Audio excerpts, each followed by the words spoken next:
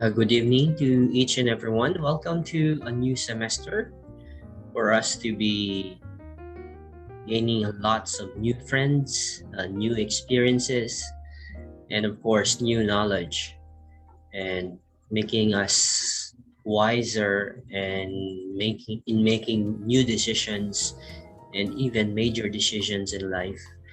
Okay, so are you excited to be learning new things in this semester? So as for us teachers, we are also excited to meet new students. And for us, this is more than a teaching profession. It's a calling. So it's a pleasure to know each and every one of you. Okay, so for us, for most of us, most of the students right now, this might be your first time to be in this university, and it helps if you get to know a little or two about what is, how it started, and what we are expected of as a student in this university. So relax and enjoy. Okay, so knowing Umyong and Minyang. So Umyong is a nickname we call for male students, and Minyang for female students. Okay, so together they are Umyong and Minyang representing Okay, so what happened? Okay, so welcome to the University of Mindanao Freshman Orientation. So you'll be able to be briefed on the ins and outs of this university. Okay, so we have here a general information about what is. Okay, or known formerly as Mindanao Colleges, was opened in Davao City in July 1946. So lately we had just celebrated our 75th diamond anniversary. So can you imagine?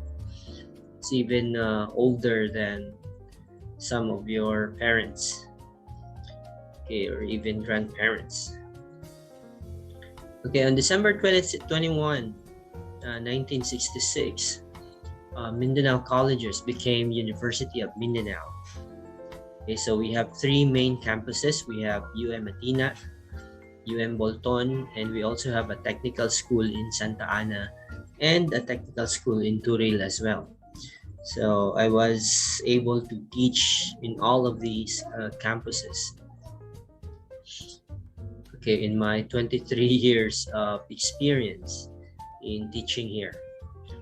Yeah, by the way, I am Professor Rodelito Sazon. So I'm also a graduate of this university. I finished a bachelor in elementary education, and I proceeded to my master's at the University of Southeastern Philippines. In fact, it is my alma mater, who funded for my master's education at USEP. Okay, as a scholar employee, that's a very good move on the part of my employer to send us to have our master's degree in other schools. It's a sacrifice, but it was worth it. So in return, I'm giving back my loyalty for service of 23 years in this university. Then we also have branches at Tagum, Panabo, Peña Plata, Ilang, Digos, Bansalan, and Gianga. So the biggest branch is Tagum, followed by Digos, and the rest are just small branches. Okay, so moving on. Our vision is by 2022, next year, a globally recognized institution providing quality, affordable, and open education. Okay, so sometimes we go for quality but at a price as offered by other well-known universities here and in Manila. But to have quality and affordable at the same time, it's quite rare for a university. And at the same time, it's open education, so that means we don't need to have entrance examinations for us to enjoy this quality and affordable education. Okay, then our mission is to reach that vision is to provide a dynamic and supportive academic environment through the highest standard of instruction, research, and extension in a non-sectarian institution committed to democratizing access to education. So to specify standard of instruction, so that includes updating our materials. Like we are currently building the biggest library in Mindanao. In terms of research, we have lots of research done already, either by students or by faculty members.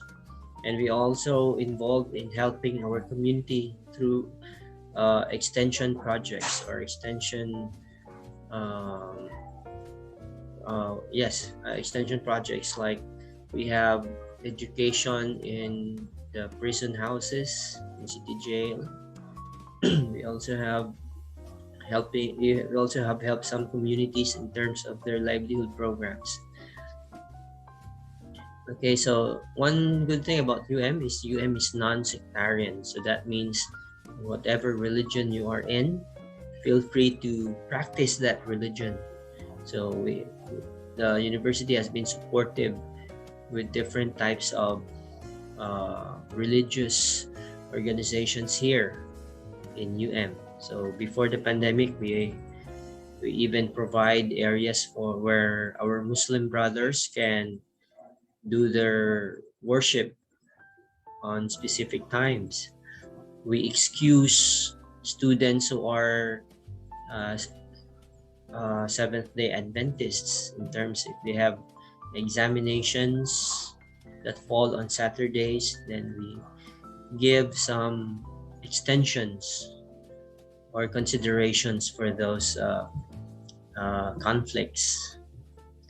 Okay, so and we have Bible-believing students who gather around and preach and sing their worship songs on under the mango trees in UM Matina. And feel free. So enjoy this kind of freedom, religious freedom in this university. Okay, and another keyword there is democratizing access to education. So that means we make education affordable for everybody. Okay, so you don't need to be smart, to be what they call this, a genius to enter UM. As long as you passed your senior high school, then you can choose any course you want to begin with at UM. Of course, you just have to maintain your grades to be there, but at least you are given the opportunity to have a clean slate in whatever courses you want. So once you were given that opportunity, so make good use of that opportunity by maintaining good grades. Okay, so next we also have our values, our core values. So first of all, we have excellence. So we ensure that our products and services are on par with the global standards. So that's why we also extract. If you want to expect excellence from faculty members, then of course as students you have to exude that kind of excellence as well. You don't submit your assignments or requirements in a lazy way. Okay? Hindi pwede yung pwede na. Okay? So you have to make it a life goal to say pwedeng pwede. Okay? So submit. I even have graded some outputs in the past, like perfect scores. I give perfect scores if they deserve it. And I really appreciate those students who go for excellence in their outputs, not just to pass, to have a passing grade. No, go for excellence. If it's worth doing, then it's worth doing well. Okay, so let's make it a motto in life as well to say, do it right the first time. Okay, so because sometimes we are used to doing trial and error in what we do, but try to make it a point to do things right and better the first time. Okay, we also have values of honesty and integrity. So we practice accountability in all our undertakings, especially those that involve our stakeholders. So, yes, I'm recording. Okay, so when you say honesty, you don't need to copy the works of others. If ever you do, you have to avoid plagiarism. So that means you acknowledge their work. But it is always best to do things originally. Okay, integrity represents a word of honor. So it has to be intact. When you say something, you have to be able to keep it. So that's related to keeping promises. So in terms of payments, for example, so maintain your integrity by keeping your payment schedules and sticking to it. Okay. What else? Another value we have is innovation. So we do this by continuously introducing new programs as value-added benefits to our clients. So, and we hope to pass that same value to you as students. Innovate. You don't need to just copy things. We can copy and make it better. So that's innovation. We improve every day. Okay, we also value teamwork. Okay, we value the collective effort of every stakeholder through synergy, cooperation, collaboration, and esprit de corps. So, especially in our subject, we will be we'll be working together as groups and come up with an output. So the grade of one will be the grade of everybody.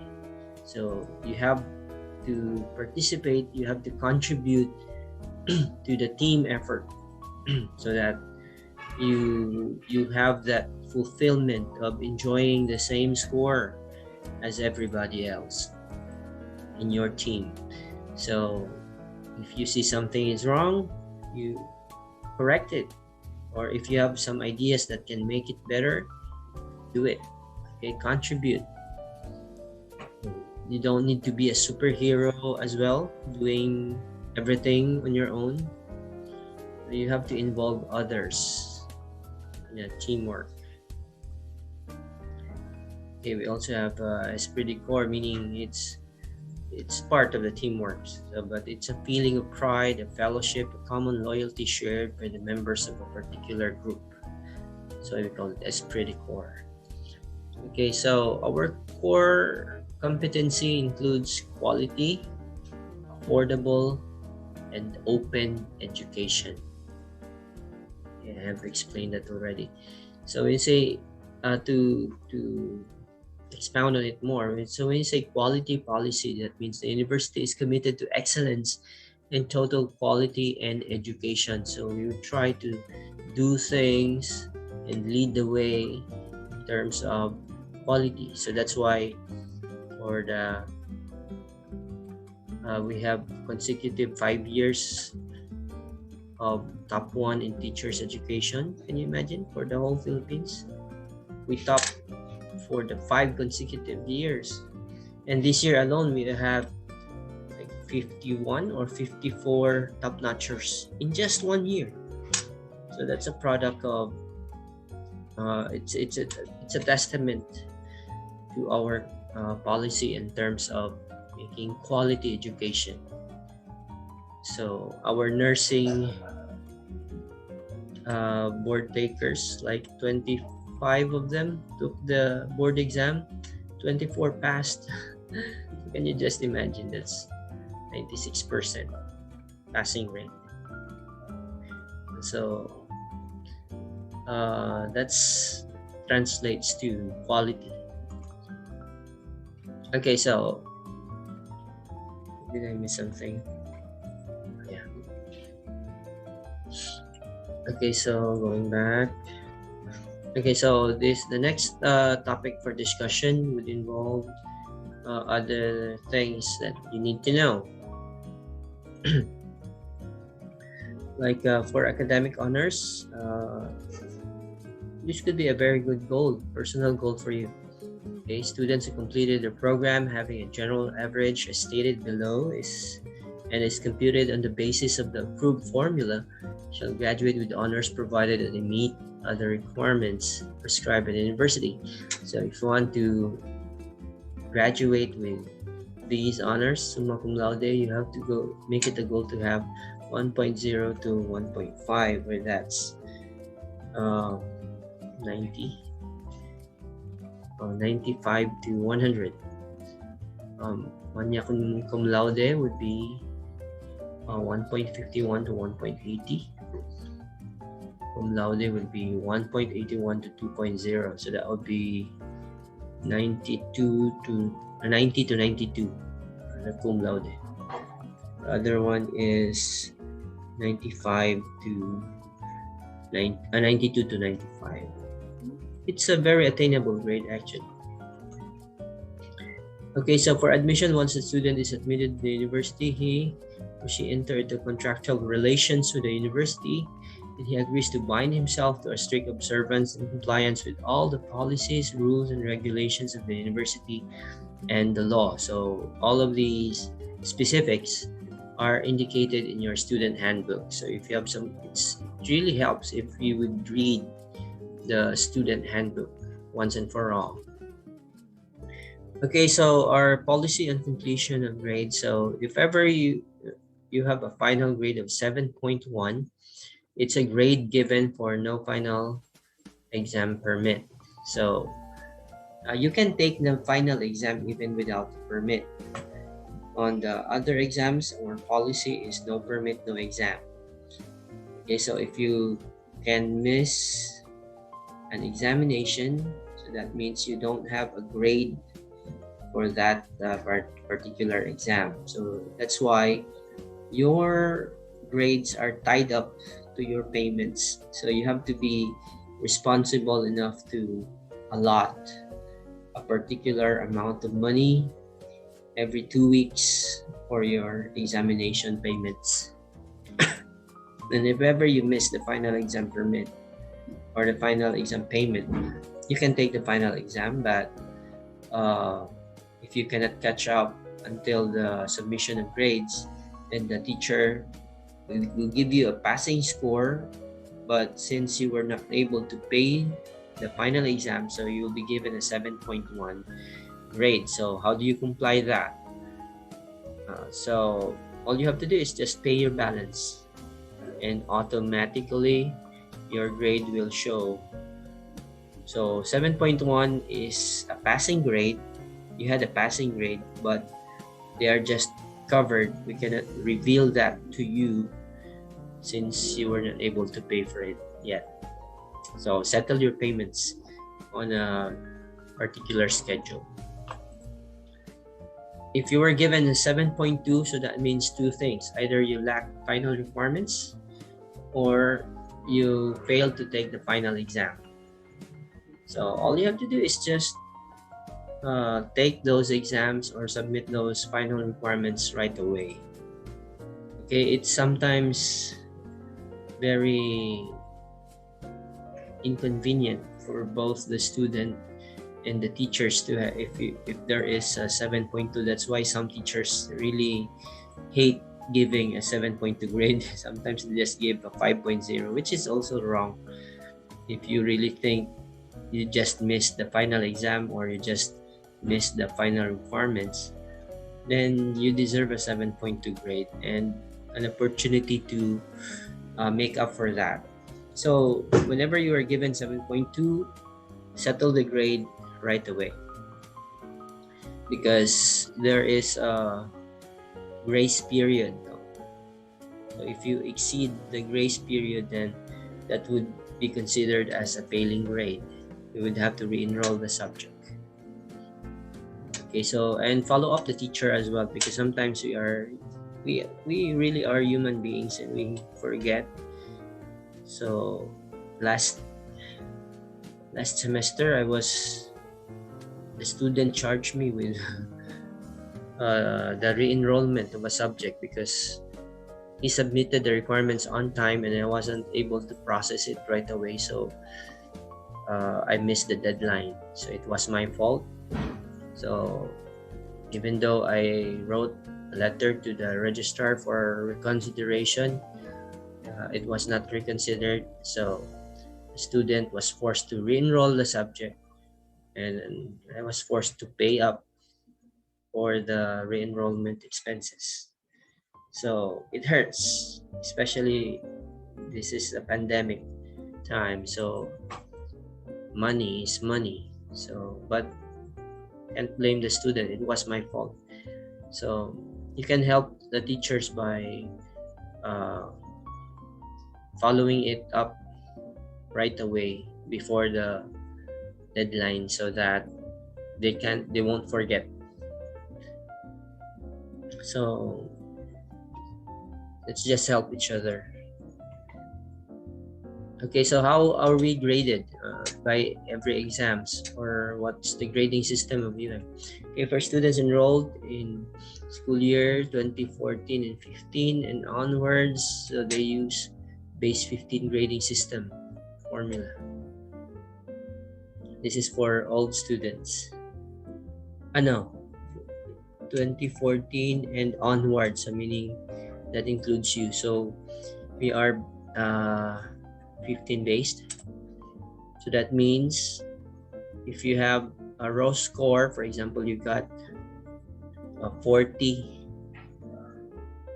over the divided by the total number of items, let's say 40 over 50, then multiply it by 85 and you add 15.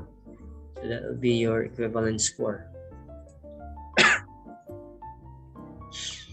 Okay, excuse me. For examination and grading system, okay, students must take 4 exams every term. Taken only one and decided not to attend classes, so you get 5.0. So if we have 8 examinations like our subject today, so if you had taken 2 exams and decided not to attend, automatically you get 5.0.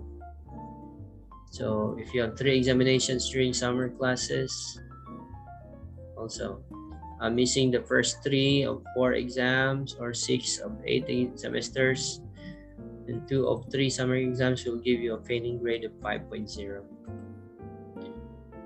Okay, so academic honors. So these are the grading equivalent. Okay, failure to attend an enrolled subject shall mean a grade of 9.0 or dropped. Students are not allowed to take advanced subjects without finishing the prerequisite subject.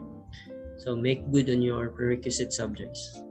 And students should attend their classes and should follow the curriculum. Okay. Ooh, we're done.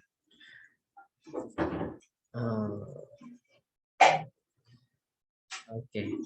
So I hope that would shed light on some of your questions.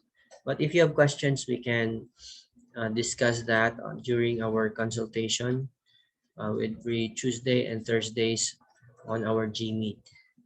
Okay, so see you on our G Meet this week. God bless.